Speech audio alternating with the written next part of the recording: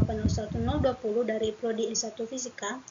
Jadi pada video kali ini saya akan mempresentasikan tugas video pembelajaran di mata kuliah akuisisi data tentang Python for Physics, visualisasi data sensor yang menawan.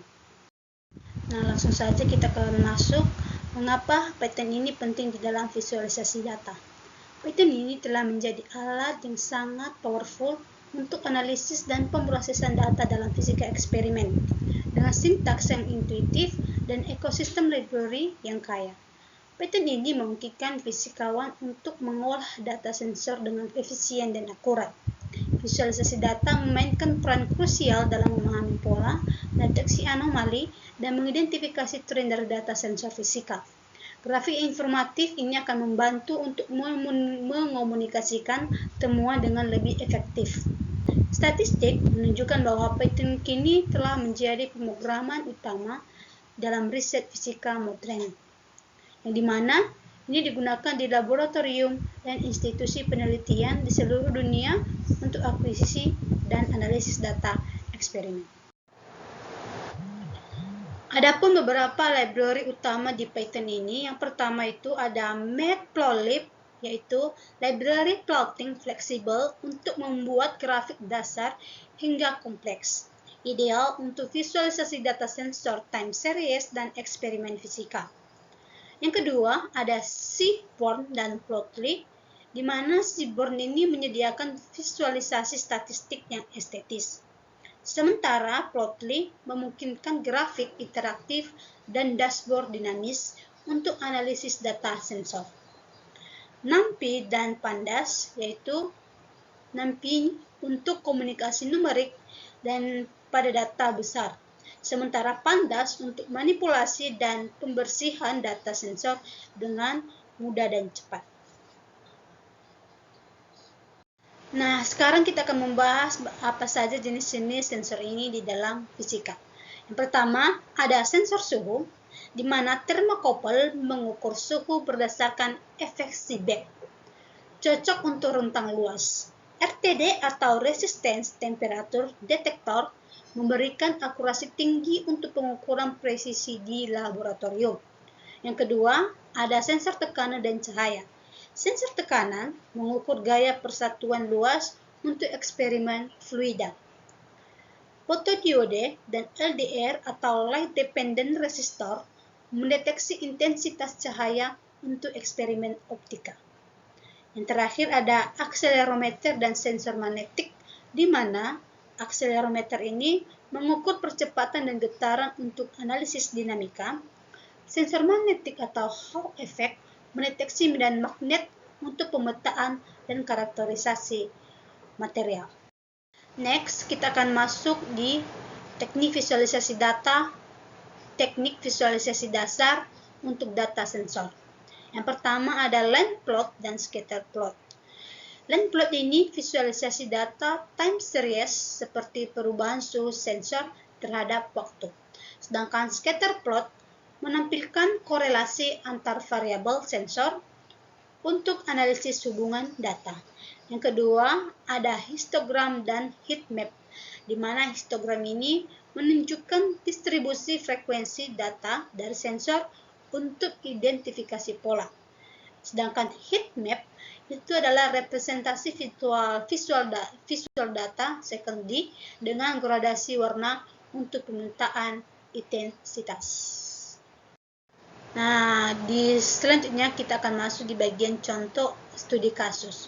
Sekarang kita akan membahas tentang studi kasus yang pertama tentang visualisasi data suhu eksperimen termodinamika, di mana eksperimen termodinamika menggunakan sensor suhu, yaitu thermocouple atau FTD, untuk mengukur perubahan temperatur secara kontinu. Data akan dikumpulkan melalui Arduino atau Raspberry Pi dan divisualisasikan menggunakan Python dengan library Matplotlib untuk monitoring real time. Kita akan membuat grafik line plot untuk menampilkan data suhu yang diperbarui secara real time dengan sumbu X menunjukkan waktu atau detik dan sumbu Y menunjukkan temperatur atau 0 Celcius. Legenda dan label yang jelas ini akan membantu interpretasi data eksperimen dengan akurat. Next, sekarang kita akan membahas tentang studi kasus yang kedua, tentang analisis getaran dengan akselerometer dan FFT plot, di mana akselerometer ini mengukur percepatan getaran pada objek fisika. Data mentah berupa sinyal waktu menunjukkan amplitudo getaran. Fast Fourier Transform atau FFT mengubah sinyal domain waktu menjadi domain frekuensi untuk mengidentifikasi komponen frekuensi dominan. Grafik FFT ini menampilkan spektrum frekuensi getaran dengan puncak pada frekuensi resonansi. Analisis ini penting untuk deteksi kerusakan mesin, studi struktur bangunan, dan karakterisasi material di dalam eksperimen fisika.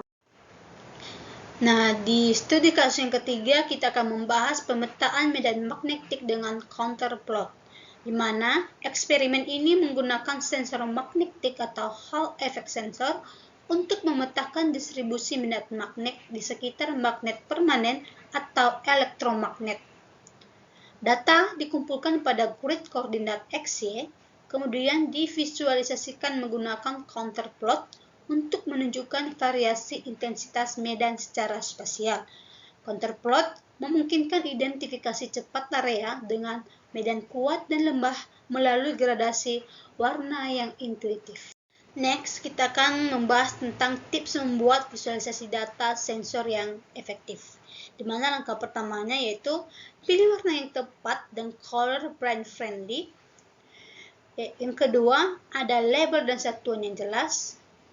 Yang ketiga, ada ukuran font mudah dibaca dengan grid dan legend, di mana kita akan aktifkan grid ini untuk memudahkan pembacaan nilai dan sertakan legend yang lebih informatif. Next, kita akan membahas tentang visualisasi interaktif dan real-time dengan Python. Yang pertama itu ada streaming data real-time, yaitu serial communication untuk membaca data sensor secara langsung. Kedua, animation dari Matplotlib untuk update plot dinamis. Ketiga, Plotly untuk grafik interaktif yang responsif. Yang terakhir, monitoring data sensor secara kontinu. Bagian yang kedua, ada dashboard interaktif, di mana Plotly Dash untuk membangun dashboard di web-based. Yang kedua, ada komponen interaktif, di mana ada slider, drop-down, dan tombol. Ketiga, ada visualisasi multisensor dalam satu tampilan. Terakhir, ada user-friendly dan mudah dikustomisasi. Best practice dalam pengkodean visualisasi data sensor. Yang pertama, kode yang clean dan reusable, di mana kita akan tulis modular dengan fungsi terpisah untuk setiap tugas, di mana membaca data, memproses atau visualisasi. Yang kedua, ada penanganan error dan kalibrasi, di mana implementasikan try expect untuk menangani data sensor yang noisy atau missing values.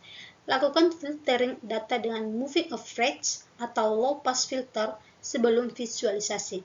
Pastikan setiap kalibrasi sensor dilakukan dengan benar dan dokumentasikan parameter kalibrasi di dalam kode. Di slide selanjutnya ini kita akan membahas tentang contoh kode Python sederhana. Di sini contoh yang saya cantumkan ini membahas tentang pembacaan data sensor dari CSV, yaitu menggunakan pandas untuk import data sensor dengan mudah menggunakan pd read CSV. Data dapat langsung diproses dan difilter sebelum divisualisasikan. Selanjutnya membuat line plot dengan Matplotlib, yaitu visualisasikan data time series dengan PLT plot untuk melihat tren suhu, tekanan, atau variabel sensor lainnya. Nah, sekian presentasi video pembelajaran dari saya. Jika ada kesalahan, mohon untuk dimaafkan. Terima kasih untuk perhatiannya. Bye.